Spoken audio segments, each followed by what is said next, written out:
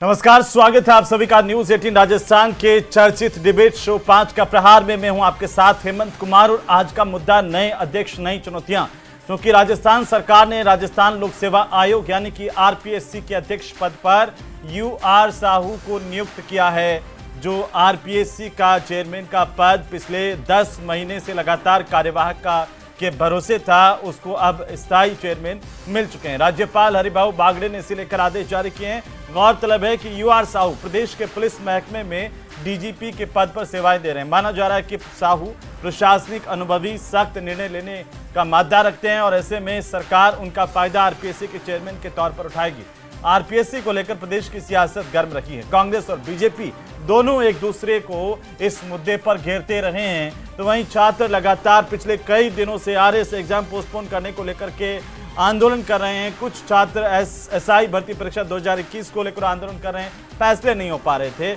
अब लगता है कि फैसलों की शुरुआत हुई है, तो इन छात्रों को भी फायदा मिलेगा और बेरोजगारों को भी। वहीं यूआर साहू के सामने कौन सी चुनौतियां होंगी आरपीएससी अध्यक्ष के तौर पर, कैसे इस संस्था की साख लौटेगी और कैसे युवाओं का भरोसा आरपीएससी में लौट पाएगा, तमाम मुद्दों को लेकर हम चर्चा करेंगे। पहले ये रिपोर्ट देखिए। यूआर साहू के हाथ में आरपीएससी की कमान।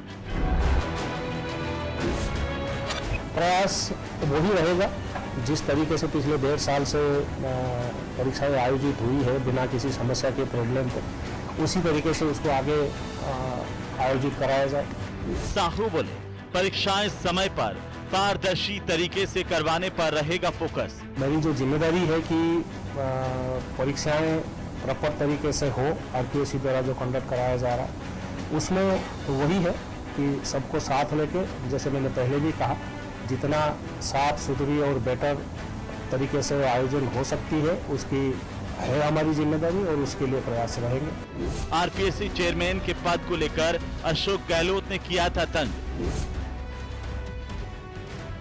बीजेपी ने बताया बेहतरीन फैसला। सरकार का बहुत अच्छा फैसला है। पेदाग अधिकारी जिनके पूरे सर्विस के जीवन में उनके ऊपर किसी तरह का दाग नहीं है। ये बहुत ही स्वागत योग्य कदम है कि यूआर साहू जैसे व्यक्ति को आज आरपीएससी का अध्यक्ष बनाया है। नए अध्यक्ष नई चुनौतियां। तो आरपीएससी के नए अध्यक्ष की नई चुनौतियां होंगी। क्या कैसे इसे पार पाएंगे? सरकार का यह फैसला किस तरीके से देखा जाए, क्योंकि करीब 10 महीने से कार्यवाहक के भरोसे ही आरपीएससी थी और अब जब स्थायी अध्यक्ष मिले हैं तो आरपीएससी का क्या कायाकल्प होगा? ऐसे कई सवाल जिनको लेकर आज हम बात करेंगे। हमारे साथ खास मेहमान जुड़ चुके हैं। सबसे पहले परिचय करवा दूं, अशोक सिंह शेखावत हमारे साथ हैं, भारतीय जनता पार्टी के प्रवक्ता। प्रियदर्शी भटनागर हमारे साथ हैं, कांग्रेस पार्टी के प्रवक्ता।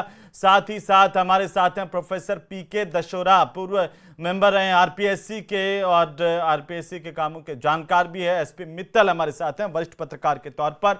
बहुत स्वागत है आप सभी का।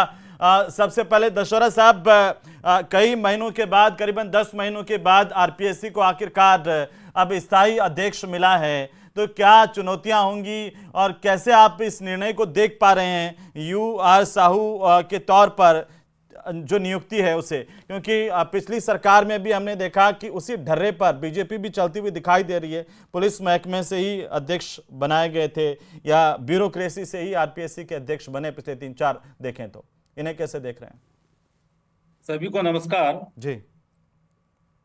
मैं सबसे पहले तो श्रीमान यूआर साहू साहब को बधाई देना चाहूंगा। साथ ही माननीय गवर्नर साहब को, राज्य सरकार को धन्यवाद देना चाहूंगा कि एक अपूर्व स्थिति के अंदर आरपीएससी के लिए एक स्थायी अध्यक्ष की नियुक्ति होना यह सभी के लिए प्रसन्नता का विषय है। यह प्रसन्नता का विषय कई अपेक्षाओं के साथ है। निश्चित रूप से आरपीएससी की साख को जो बट्टा लगा है वह भी अपूर्व है। उस अपूर्व बट्टे को, उस कालिख को मिटा करके आरपीएससी की शोभा को, इसकी चमक को पुनः पूरे देश के अंदर स्थापित करने का एक दुरूह कार्य साहू साहब के कंधों पर आया है। मैं उनके लिए शुभकामनाएं भी देता हूं तथा ये मैं बतलाता हूं कि कोई व्यक्ति यदि पारदर्शिता के साथ काम करना चाहे, जो कि बहुत आवश्यक है आरपीएससी के अध्यक्ष के रूप में उनको काम करने के लिए और सफल होने के लिए आरपीएससी की छवि सुधारने के लिए पारदर्शिता एक बहुत बड़ी आवश्यकता है। जी पारदर्शिता के साथ काम में गति भी चाहिए, गति के साथ युति भी चाहिए, गति युति के साथ उनको मतिपूर्वक काम करने की भी क्षमता चाहिए। मैं उनकी मति पर भी विश्वास करता हूं। मैं विश्वास करता हूं कि पारदर्शिता के साथ गति और युति से वो काम करेंगे, जिससे कि लोक सेवा आयोग, राजस्थान लोक सेवा आयोग की खोई हुई इज्जत पुनः वापस में आए। दशरथ साहब, इनसे पहले जो दो आईपीएस लगातार फुल टाइम चेयरमैन बने थे, उनसे भी हमने गति युति मति चाही थी, लेकिन उन्होंने फिर आरपीएससी की गति युति मति क्या कर दी, वो तो हमने देखा है। संजय श्रोतीय, भूपेंद्र यादव, बिल्कुल मैंने देखा है, मैंने बिल्कुल देखा है, उसकी पीड़ा है मुझे। मैं इस पवित्र संस्था का सदस्य रहा हूं और बड़ी प्रामाणिकता से काम किया है, तो मुझे उसकी पीड़ा है। और इसीलिए मैं कह रहा हूं कि मुझे साहू साहब से अनेक अपेक्षाएं हैं। अपेक्षाओं को पूरा कर पाएंगे, मुझे विश्वास है। आज ही उन्होंने कहा कि वे फैसले लेंगे स्थिति को देख करके। मैं एक निवेदन करना चाहता हूं, फैसले नहीं, त्वरित निर्णय चाहिए। अगर कोई कोर्ट में मामला होता है तो उसके लिए अपील होती है, आरपीएससी के जो निर्णय होते हैं उस पर अपील नहीं होती है। किसी को रिजेक्ट कर दिया, रिजेक्ट हो जाता है, सेलेक्ट कर लिया, सेलेक्ट हो जाता है। इसलिए बहुत ही सावधानी के साथ यहाँ की कार्य। सर, मैं आपको रोकना चाह रहा हूं दशरथ साहब, फिर वापस आऊंगा। और इसी बीच सबसे बड़ी खबर आ रही है, राजधानी जयपुर से रवि प्रकाश मेहड़ा को अतिरिक्त चार्ज दिया गया है।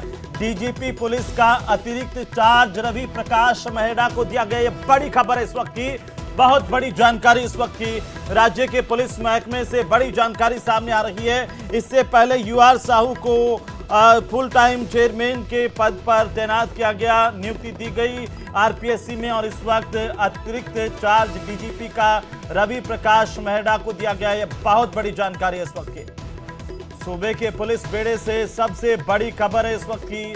पुलिस डीजीपी का अतिरिक्त चार्ज रवि प्रकाश मेहड़ा को दिया गया है, जो कि एंटी करप्शन ब्यूरो के वर्तमान में डीजी हैं।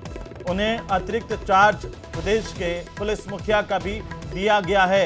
रवि प्रकाश मेहड़ा को अतिरिक्त चार्ज दिया गया है डीजीपी का। ये बड़ी जानकारी। और वापिस से दशरथ साहब आप ही के पास, जी पूरा कर लीजिए। अभी एक बार फिर से हम अपने दर्शकों को फिर से बता दें, ये सबसे बड़ी जानकारी है। दशरथ साहब, आता हूं आपके पास, लेकिन एक बार फिर से अपने दर्शकों को हम बता दें, रवि प्रकाश मेहड़ा जो कि एसीबी के डीजी हैं, एंटी करप्शन ब्यूरो के डीजी हैं, उन्हें यूआर साहू की जगह पर डीजीपी का अतिरिक्त चार्ज कार्यभार सौंपा गया है। रवि प्रकाश मेहड़ा, जिनके नेतृत्व में एसीबी ने एक से बढ़कर एक बड़ी कार्रवाइयां प्रदेश में की है, और उनकी प्रशंसा लगातार यहां पर एसीबी के डीजी रहते हुए इसलिए भी हुई है क्योंकि उन्होंने बड़ी भ्रष्टाचार के खिलाफ मुहिम और कार्रवाई की है, जिनकी चारों तरफ तारीफ हुई है। और अब रवि प्रकाश मेहड़ा को अतिरिक्त चार्ज डीजीपी के तौर पर भी दिया गया है। वे डीजी एसीबी हैं और इसके साथ साथ वे प्रदेश के डीजीपी का अतिरिक्त कार्यभार भी देखेंगे। तो ये बड़ी जानकारी है इस वक्त की सबसे बड़ी खबर। डीजीपी का पद यूआर साहू के आरपीएससी अध्यक्ष बनाए जाने के बाद से ही जो है अब वो खाली हो रहा है, और इससे पहले रवि प्रकाश मेहड़ा को अतिरिक्त चार्ज के तौर पर यह बड़ी जिम्मेदारी दी गई है। Ravi Prakash Mehra senior IPS officer जो वर्तमान में डीजी हैं। ये एक्सक्लूसिव ऑर्डर की कॉपी हमारे पास आ गई है न्यूज़ 18 राजस्थान पर। सबसे पहले, सबसे तेज, ज्यादा जानकारी के साथ सहयोगी अरबाज हमारे साथ जुड़ चुके हैं। अरबाज, बड़ी अपडेट है, यहाँ पर यूआर साहू की जगह पर अतिरिक्त जो कार्यभार है डीजीपी का, वो रवि प्रकाश मेहड़ा को सौंपा गया है। जी बिल्कुल, देखिए एसीबी के डीजी हैं डॉक्टर रवि प्रकाश मेहड़ा, और ये काफी एक्टिव एक तरह से अधिकारी माने जाते हैं। और अभी क्योंकि डीजीपी का चयन होना बाकी, और जो मौजूदा डीजीपी हैं उन्हें आरपीएससी चेयरमैन बनाने की जो है आदेश राज्यपाल द्वारा जारी कर दिए गए। ऐसे में पद खाली ना रहे, इसलिए फिलहाल जो रवि प्रकाश मेहड़ा हैं उनको ये अतिरिक्त चार्ज दिया गया है। और अभी जो दावेदार हैं, एक तरह से ये कहा जाए डीजीपी बनने के, तो उनके लिए एक तरह से मौका रहेगा कि सरकार के पास में कि कौन उनकी पसंद के अधिकारी रहते हैं और किसे चुना जाता है। तो रवि प्रकाश मेहरा अब दोनों जिम्मेदारी संभालेंगे, जो तो उनके पास में जिम्मेदारी थी पहले, उसके साथ साथ अब ये डीजीपी राजस्थान का अतिरिक्त चार्ज भी संभाल लेंगे, पद खाली नहीं रहेगा। जी बिल्कुल, बहुत शुक्रिया तमाम जानकारी के लिए। और अरबाज हमारे सहयोगी हमारे साथ जुड़े बता रहे थे कि ये महत्वपूर्ण निर्णय लिया गया है और बड़ी जानकारी इस वक्त की राजधानी जयपुर से। ये बड़ी खबर है, रवि प्रकाश मेहरा को अतिरिक्त चार्ज दिया गया है डीजीपी के तौर पर। तो ये बहुत बड़ी खबर, बड़ी जानकारी।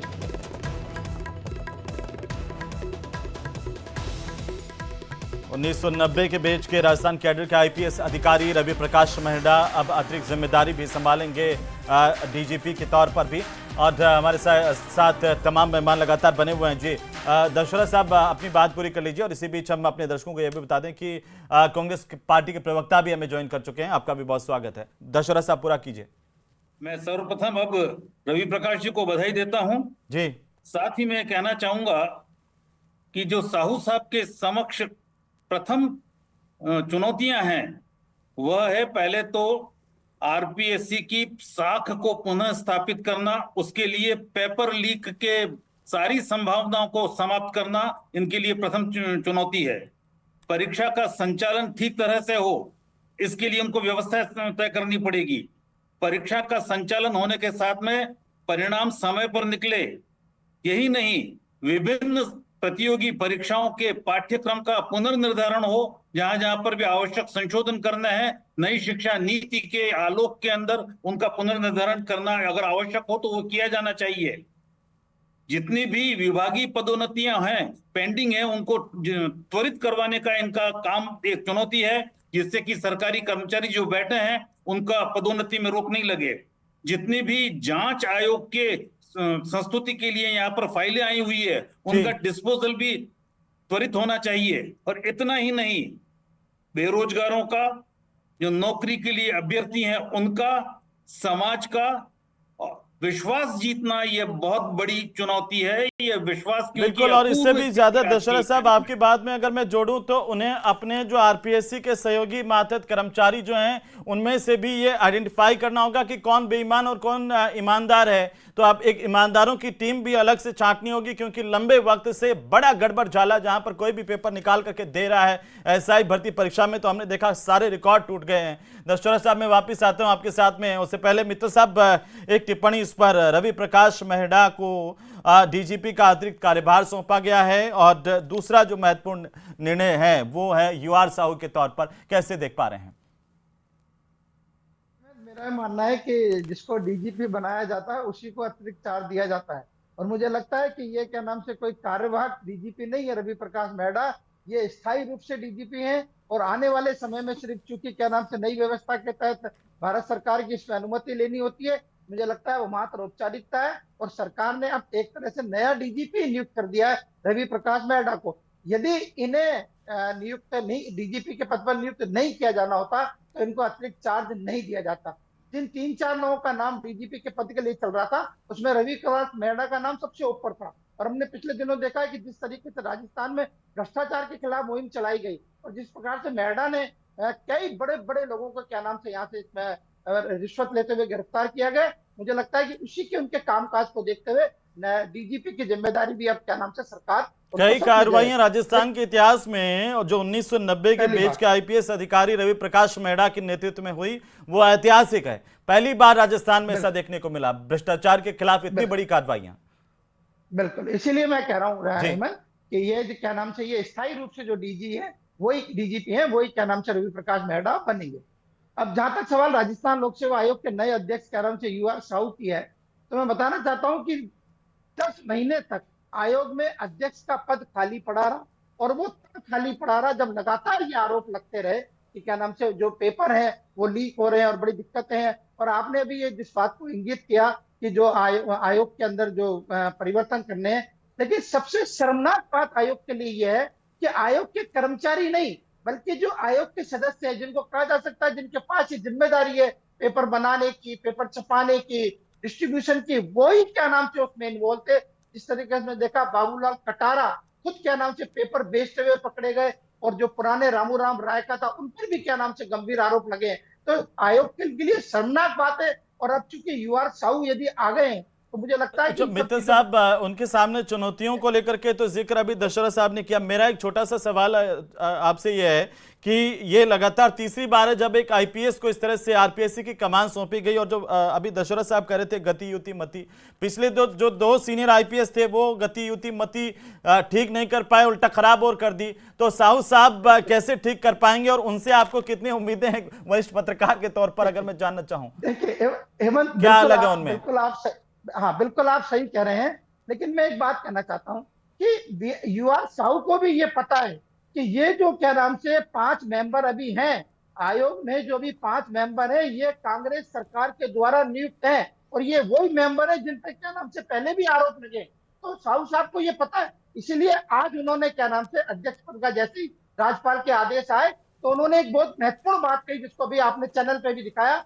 उन्होंने कहा कि पिछले 1.5 साल के अंदर आयोग ने सराहनीय कार्य किया, और पिछले 1.5 साल यानी भारतीय जनता पार्टी की सरकार राजस्थान में कायम होने के बाद आयोग का कोई पेपर लीक नहीं हुआ, कोई क्या नाम से परीक्षा में गड़बड़ी नहीं हुई। इसलिए मुझे लगता है कि जो यूआर साहू अब तक आयोग की ये पता कर रहे थे कि कितनी खराब संस्था है, मुझे लगता है कि वो इसके साथ ही आयोग की छवि को सुधारने में भी लग गए। लेकिन क्या बीजेपी सरकार का रास्ता भी कांग्रेस के रास्ते की तरफ जो उसी तरह से जा रहा है, जैसे कांग्रेस राज में नियुक्तियां हो रही थी जिस सोच के साथ हो रही थी, उसी रास्ते पर बीजेपी है? नहीं, लेकिन देखिए मेरा ऐसा मानना है कि यूआर साहू की हमने देखा डीजीपी के रूप में एक साफ सुथरी छवि रही है। एक क्या नाम से उन्होंने भी जिस तरीके से राजस्थान में काम किया है, तो मुझे लगता है कि सरकार का चयन तो देखिए ठीक है, लेकिन सबसे बड़ी चुनौती है कि यूआर साहू को 5 सदस्यों के साथ काम करना पड़ेगा जिनकी नियुक्ति कांग्रेस सरकार में हुई थी। मैं हेमंत एक हेमंत यहाँ बहुत जो महत्वपूर्ण जो मुद्दा है, वो यूआर साहब के सामने भी 2 महत्वपूर्ण चुनौतियां होंगी। देखिए, एक जो सबसे बड़ी चुनौती है वो आरएस की परीक्षा को लेकर है। अभी आरएस परीक्षा के इंटरव्यू चल रहे हैं, 2023 की परीक्षा के इंटरव्यू चल रहे हैं, और इस इंटरव्यू के दौरान ही आयोग ने 2024 की मेन परीक्षा की तिथि घोषित कर दी है, जो 17 और 18 जून को होनी है। तो सबसे महत्वपूर्ण चुनौती अभी ये होगी कि क्या यूआर साहू, जो कि जिस तरीके से क्या नाम से सरकार के जो डिप्टी चीफ मिनिस्टर है, उन्होंने भी कहा कि ये मुख्य परीक्षा 2024 वाली है वो स्थगित होनी चाहिए। तो सबसे बड़ी चुनौती जो है वो इस परीक्षा पे जो महत्वपूर्ण निर्णय लिए जाने वो है। बिल्कुल, प्रियदर्शी भटनागर जी, आपका भी स्वागत है चर्चा में। और सबसे पहले एक टिप्पणी मैं आपसे चाहता हूं कि आखिरकार आप कहते थे कि इतना लंबा वक्त हो गया, आरपीएससी को एक पूर्णकालिक चेयरमैन नहीं मिल पा रहा, अब मिल गया। देखिए, हमें बड़ी खुशी है कि भारतीय जनता पार्टी की राजस्थान सरकार की जो 17 महीने की कुंभकर्ण की नींद है वो टूट गई, और आज अध्यक्ष की नियुक्ति हो गई है जी। तो इसमें हम खुशी जाहिर करते हैं। लेकिन आज सबसे बड़ी चुनौती अध्यक्ष के सामने निष्पक्षता, पारदर्शिता और जवाबदेही की है। अब भारतीय जनता पार्टी की सरकार है, भारतीय जनता पार्टी की सरकार है, तो सरकार की सबसे ज्यादा जवाबदेही बनती है कि वो किस तरीके से युवाओं को रोजगार दे। आज आप देख लीजिए, जो आरपीएससी है, आज भारतीय जनता पार्टी के बहुत सारे नेता, चाहे वो सीपी जोशी रहे, उन्होंने 19 जुलाई 2023 को कहा था कि आरपीएससी को हम भंग कर देंगे, ये इस लायक ही नहीं है। फिर राजेंद्र सिंह राठौड़ ने कह दिया कि हम आरपीएससी को भंग कर देंगे और ये हमारा कमिटमेंट है, सरकार आएगी तो हम भंग कर देंगे। तो एक तरफ तो वो खुद ही प्रश्न चिन्ह लगाते हैं, और दूसरी तरफ अब आज बदले बदले स्वर बोल रहे हैं, जबकि उनको अच्छी तरीके से पता है संवैधानिक तौर पर ऐसी स्थिति नहीं है। लेकिन उसके साथ साथ में कांग्रेस के माननीय सचिन पायलट साहब ने एक जायज मांग दोहराई थी। उन्होंने कहा था कि भाई आरपीएससी का पुनर्गठन किया जाना चाहिए। मैं इसको आपको एक उदाहरण दूंगा। तो वो कांग्रेस के सचिन पायलट साहब, आपको याद है पैदल यात्रा करके आरपीएससी से संदेश देते हुए आए थे, और आपकी सरकार ने सुनी नहीं। मैं उसी यात्रा है, उसी यात्रा का दबाव बताऊंगा। ऐसा नहीं है, उस यात्रा का दबाव ये हुआ कि राजस्थान की भारतीय जनता पार्टी की सरकार ने नरेंद्र मोदी जी के तक ये बातें पहुंचाई है कि प्रेशर है। उसके बाद में स्थिति ये बनी कि राजस्थान सरकार ने वासुदेव देवनानी को हरियाणा सरकार की तर्ज के ऊपर वहां पे आरपीएससी की जिस तरीके से गठन है उस तरीके की तर्ज पर सदस्यों की संख्या बढ़ाने और पुनर्गठन लेके एक दल को भेजा, जिसने अपनी रिपोर्ट भी पेश कर दी है। अब हम ये देखते हैं कि अब चलिए, ये आप ये स्थिति बड़ी क्या है। जानकारी दे रहे हैं, अशोक जी बताएंगे हमें, इसकी अभी तक जानकारी नहीं थी बिल्कुल। सर। अब मैं क्लियर बता रहा हूं ना, वासुदेव देवनानी की अध्यक्षता में हरियाणा सरकार में इनकी टीम गई थी। वहां पर इन्होंने हरियाणा सरकार आरपीएससी की तर्ज के ऊपर सदस्यों की बढ़ोतरी और अन्य पुनर्गठन को लेकर पूरा का पूरी रिपोर्ट दी है। तो ये आज वो उस रिपोर्ट पे क्या करेंगे, या उस रिपोर्ट पे कार्रवाई करेंगे, या भी आरपीएससी अध्यक्ष जी काम करेंगे? जल्दी से अशोक जी, अब वो ये सवाल कर रहे हैं कि भाई संजय, कुछ लोग कह रहे हैं संजय श्रोती से पूछताछ तो नहीं कर पाए इतने दिनों में। कम से कम बधाई हो कि आपने एक और आईपीएस अधिकारी को आरपीएससी की कमान तो सौंप दी, जब जहां पे ये हो रहा था कि भाई पूर्णकालिक चेयरमैन नहीं है। अशोक जी देखो, सबसे पहले तो एमएन जी मैं उनको बधाई देना चाहता हूं कि जिनकी साहू जी की जो नियुक्ति की गई है, जहां तक उनका पुलिस छवि में देखें तो एक ईमानदार रूप में, कुशल रूप में और एक प्रशासक के रूप में रहे हैं, और अनुशासन सादगी और कर्तव्यनिष्ठ के रूप में उन्होंने अपना काम किया है। उनको राष्ट्रपति पदक भी मिला और पुलिस पदक भी मिला, बेदाग छवि रही 3 दशक तक। तो आप ये देख सकते हैं कि उनके प्रशासनिक अनुभव का और कड़े फैसले लेने का उनका पुलिस की छवि रही है। अब ये बात आती है कि आरपीएससी की बात। यदि आरपीएससी में आप देखो तो गहलोत के शासन में क्या हुआ, पेपर लीक हुए, युवाओं के सपनों को तोड़ा गया, आरपीएससी के सदस्य संलिप्तता पाई गई, उन संलिप्तता को कैसे तोड़ना, ये भजनलाल जी की सरकार ने इन 1.5 साल के अंदर करके दिखाया है कि एसआईटी गठित करी। गठित करने के बाद में लोग अंदर हैं, लोगों में विश्वास जगा है, उनके पेरेंट्स में विश्वास जगा है।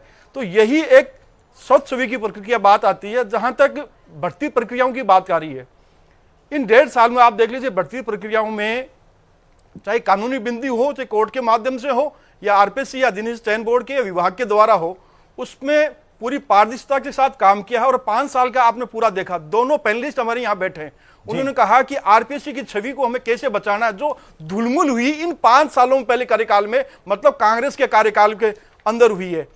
पारदर्शिता और विश्वसनीयता के सवाल के साथ साथ इन्होंने, गहलोत सरकार ने एक उच्च स्तरीय समिति का गठित भी किया। उस समिति की क्या सिफारिशों का इन्होंने पालन किया? इन 5 साल उन्होंने कुछ पालन नहीं किया। जहां तक आपने कहा कि आरपीएससी के अंदर कुछ जो वैकेंसियां जो होती है और जो निकालने का पारदर्शिता, अपने पैनलिस्ट में पूरे सदस्य बैठे हैं, उन्होंने पूरा बताया कि एक भर्ती के अलावा एक प्रमोशन की एक पोस्टें भी होती है, जो उनका प्रमोशन का प्रक्रिया होती है, जो आरपीएससी से उनकी सलाह भी ली जाती है, और एक प्रोसीजर होता है, उस कानून के तहत होता है, उसमें भी तेजी आएगी। साथ ही साथ आप ये देखिए कि जिस प्रकार से कटारा को पकड़ा गया, और कटारा ने पकड़ने के बाद में किस प्रकार से किसी दूसरे मेंबर को लाखों रुपए देकर के पेपर लेके आते हैं, और यही कल देखिए सुरेश ढाका है, उसके खिलाफ मुकदमा भी दर्ज होता है, क्योंकि कानूनी प्रक्रिया के तहत कोई भगोड़ा घोषित हो जाता है और उसको स्थायी वारंट इशू हो जाता है, उसके बाद में उस पर मुकदमा करना, ये मुझे बताइए आरपीएससी के किसी पूर्व के अंदर किसी पेपर में संलिप्त कांग्रेस सरकार ने किया हो तो बता दीजिए। तो हेमंत कुमार जी, मेरा कहना मतलब साख का बट्टा जो कांग्रेस के शासन में आरपीएससी का खराब हुआ था, उसका सुधार करने का काम 1.5 साल में भी हुआ है, और उन पर निगरानी करी मेंबर पर। तभी आप देखिए कि सर, इस 1.5 साल में ढाका ना गिरफ्तार हुआ, 1.5 साल में संजय श्रोती जो तत्कालीन आरपीएससी के चेयरमैन थे, उनसे ना पूछताछ हुई। इस 1.5 साल में और भी कई चीजें नहीं हुई है। वो भी आप जो कांग्रेस अभी मित्तल साहब कह रहे थे कि कांग्रेस के शासन के मेंबर्स लगे हुए हैं, जिनकी पहले जो शेखावटी वाले नेताजी आपके नेता प्रतिपक्ष थे, एक बार कह दूं, तब खिलाफत करते थे, नाम लेके बोलते थे कि ये भ्रष्ट है, और कुछ दिनों बाद सरकार बनने के बाद उनके घर पे खाना खाने की तस्वीरें आ गई। बताइए, उसके बाद कोई नहीं बोला। उसके बाद सब आपने सुरेश ढाका का मैंने आपको बताया, सुरेश ढाका का मैंने आपको हेमंत जी बताया।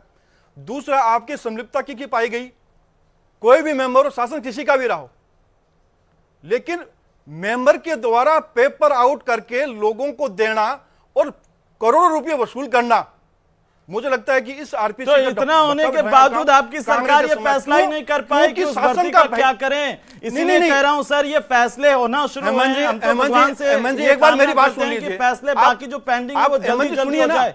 आप जो आरएस मुख्य परीक्षा वाले छात्र जवाब दूंगा, आप जो अस्पताल जा रहे हैं, आप जो आक्षेप कराने को लेकर के शेखावत साहब पूछ रहे हैं, मैं एक-एक का जवाब दूंगा। जी जल्दी से सर, समय नहीं बचा है जी। मैं एक का जवाब रामूराम रायका के कार्यकाल की जांच यदि करेंगे पेपर क्या ये? आउट होने के बाद में रामूराम पूरी रायका के बस के कार्यकाल अंदर की जांच करेंगे क्या? और 24 घंटे पूरे बस में घुमाए, ये पहली बार राजस्थान में हुआ था कांग्रेस के शासनकाल के अंदर। उनको रटाया जा रहा था कि पेपर क्या आएगा और पेपर पढ़ाया जा रहा था। तो अरे ये भाई, तो कांग्रेस के रामूराम शासनकाल में रायका हुआ का है। नाम ध्यान है क्या आपको? मैं कह रहे हैं ना, जिन्होंने किया किसी की नियुक्ति हुई हो तो वो आज अंदर है, उनके कार्यकाल की जांच करोगे क्या? अंदर हैं, उनके कार्यकाल की आज जांच अंदर करोगे हैं क्या? वो। ये तो बता दो आप। वो अंदर है, वो आपके नियुक्ति कार्यकाल तो के आपकी अंदर होता जिम्मेदारी है। थी ना। शासन का भय नहीं था, नियुक्ति नहीं, शासन का भय होता है। प्रियदर्शी जी, जो नियुक्त किए सिस्टम खराब किया वो तो आपकी जिम्मेदारी थी।